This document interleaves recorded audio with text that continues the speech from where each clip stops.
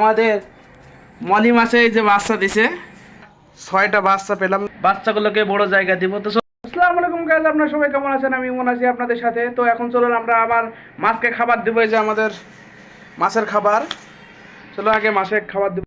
তো এই যে এখন আমি আমার মাছকে এই খাবারটা দিব। দেখুন মাছ কিভাবে চলে আসে। এখন দেখুন সবাই এখন চলে আসবে। আমাদের ব্ল্যাক মালে ইতিমধ্যে চলে এসেছে, আর গাপ্পি মাছগুলো তো আগেই চলে এসেছে। আর একটা মজার বিষয় দেখুন আপনারা, আমাদের মলি মাছে এই যে বাচ্চা দিছে, এই যে দেখুন, এই যে আমাদের মলি মাছে বাচ্চা দিছে। হয়তো 4-5টা দিয়েছে, যে আরও দেখা যাচ্ছে এদিকে। তো আমি ওইগুলো পরে আলাদা করব। আগে আমার শাপলা ফুলের কড়িটা হয়তো আজকে নষ্ট হয়ে যাবে, ফুল ফোটা শেষ, আর ওই যে ওই কড়িটাতে ফুল ফুটবে আবার। তো এই যে আমাদের গাপ্পি মাছের বাচ্চা, আমি অনেক দিন যাবৎ ভাবছি যে বাচ্চাগুলোকে বড় জায়গা দিব। তো চলুন আজকে আমরা গাপ্পির বাচ্চাগুলোকে বড় জায়গা দিব। চলুন গাইস, এই যে এইটার মধ্যে আগে আমার মাছ ছিল, তো এটাতে এখন আমি পানি দেবো। পানি দিয়ে এর মধ্যে আমি গাপ্পির বাচ্চাগুলোকে রাখবো। চলুন আগে এটাতে এটা ভালো করে পরিষ্কার করে পানি নিয়ে আসি। এখন আমি আমার এটাকে ভালোভাবে পরিষ্কার করবো। দেখুন এটা এমনিতে আগে থেকে পরিষ্কার আছে, কিন্তু এখন আরো ভালোভাবে পরিষ্কার করে এর ভিতরে মাছ দেবো।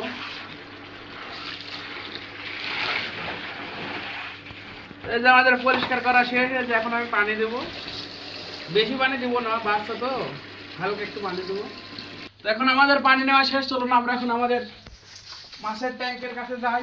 আমাদের পানি দেওয়া শেষ, তো আমরা এখন এর মধ্যে একটু পুরনো পানি দেবো, না হলে মাছের বাচ্চাগুলোর টেম্পারেচার ঠিক না হয়ে মারা যেতে পারে। এই যে এখন কিছু পুরনো পানি দিচ্ছে এর ভিতরে।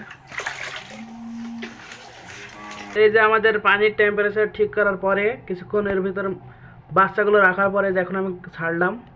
আর এই যে আমাদের এর ভিতরে যে এই মলির বাচ্চাগুলো আছে, আমি এই বাচ্চাগুলো এখন উঠাবো। তো গাইস, এই যে এটার মধ্যে এখন আমি মাছের বাচ্চাগুলো আলাদা করব ট্যাঙ্ক থেকে। তো এই যে এখন আমি বাচ্চাগুলো খুঁজছি, বাচ্চাগুলো খোঁজার পরে আস্তে আস্তে আলাদা করব। দেখুন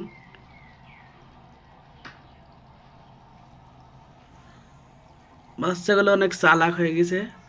এই যে একটা